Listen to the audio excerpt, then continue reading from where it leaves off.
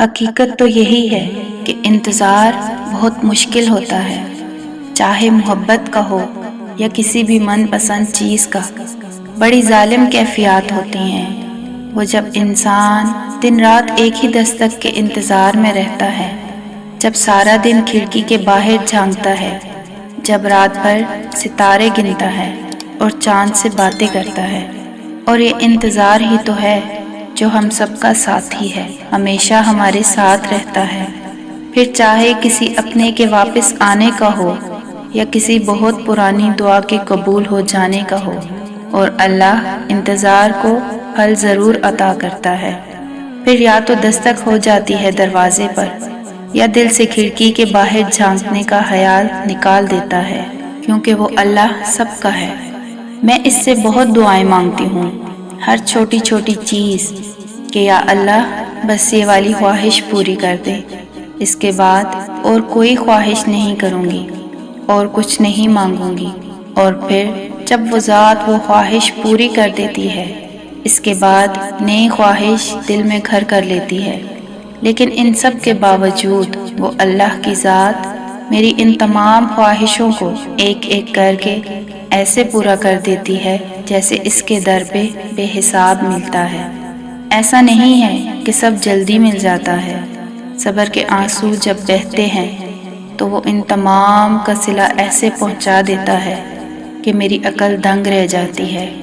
اور ہاں، یہ تو میں نے مانگا تھا اللہ سے، اور دیکھو کیسے اللہ نے اتنی جلدی سن لی، کیسے جس چیز کے دینے کا وقت آتا ہے تو وہ ضرور دیتا ہے۔ ایسا نہیں ہے کہ میں اللہ کے زیادہ قریب ہوں، ایسا نہیں ہے کہ اللہ صرف میری سنتا ہے۔ اللہ کے قریب ان سب سے زیادہ تو وہ ہے جن کے آنسو اللہ کو پسند ہوتے ہیں۔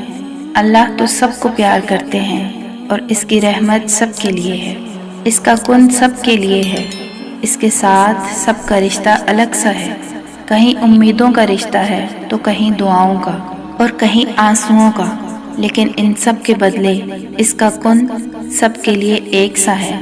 تو تم مایوس نہ ہو، وہ سب کا اللہ ہے، وہ رحمان ہے۔ اور سورہ رحمان قرآن پاک کی وہ سورت ہے جو لفظ رحمان سے شروع ہوتی ہے، جس میں شروع سے آخر تک اللہ تعالیٰ کی صفات بیان کی گئی ہیں۔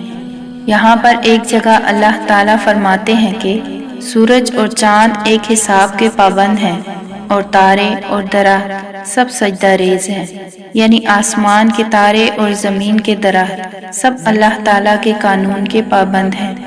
ان دونوں آیتوں میں جو کچھ بیان کیا گیا ہے، اس سے مراد یہ ہے کہ اس کائنات کا سارا نظام اللہ تعالیٰ کے حکم کے تابع ہے اور اسی کی اطاعت میں چل رہا ہے۔ زمین سے لے کر آسمانوں تک نہ کوئی خود مختار ہے، نہ کسی اور کی خدائی اس جہاں میں چل رہی ہے، نہ خدا کی خدائی میں کسی اور کا دخل ہے۔ ہم سب اللہ تعالیٰ کے بھیجے گئے ہیں اور وہ ایک واحد تنہا ہر شے پہ قادر ہے۔ تو اللہ سے دعا مانگتے رہو، کیونکہ دعا کے بعد انسان کی ملاقات انتظار سے ہوتی ہے۔ جب انسان ان چیزوں کا انتظار کرنا سیکھتا ہے جن کے بغیر سانس لینا بھی دشوار ہوتا ہے۔ انتظار کی کیفیات بڑی ظالم ہوتی ہیں، ذرا سی دستک ہوتی ہے اور انسان جلدی سے دروازے کی جانب بھاگتا ہے کہ کہیں اس دعا نے دستک تو نہیں دی جس کو مانگتے ہوئے مجھے کتنے برس گزر گئے۔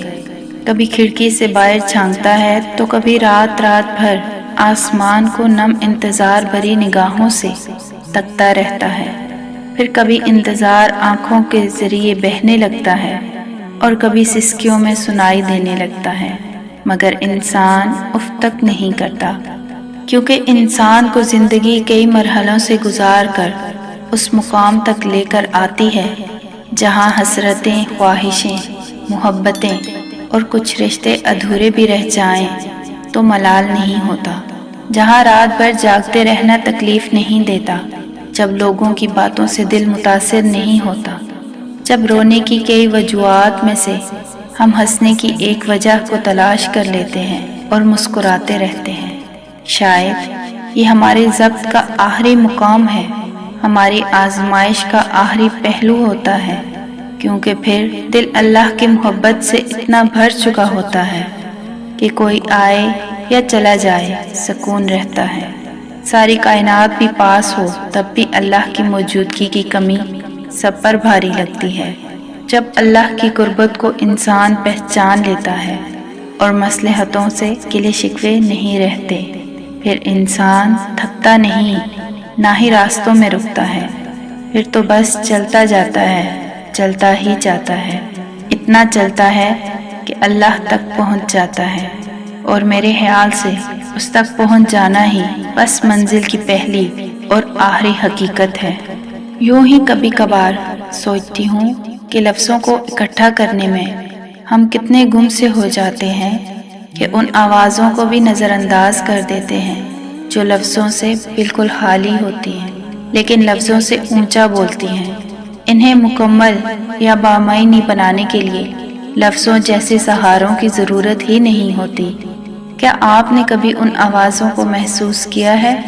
غم کی آواز، سسکیوں کی آواز، آنکھوں کی آواز، حقیقت سے دور بھاگتے ہوئے دبے پیروں کی آواز، تپتی ہوئی دھوپ میں تیز چلتی ہوئی ہوا سے زمین پہ گرتے ہوئے پتوں کی آواز، کسی اپنے کو جاتا دیکھ کر مسکراتے ہوئے لبوں سے اس کا دامن پکڑ کر تڑپتے ہوئے اسے روکنے کی آواز۔ کیا آپ نے سنی ہے کبھی وہ آخری آواز جب انسان ضبط کی انتہا کو پہنچ کر اللہ کو آواز دیتا ہے؟ ایسی آواز جسے کائنات کا کوئی ذرہ نہیں سن پاتا، یہاں تک کہ ہم خود بھی نہیں سنتے۔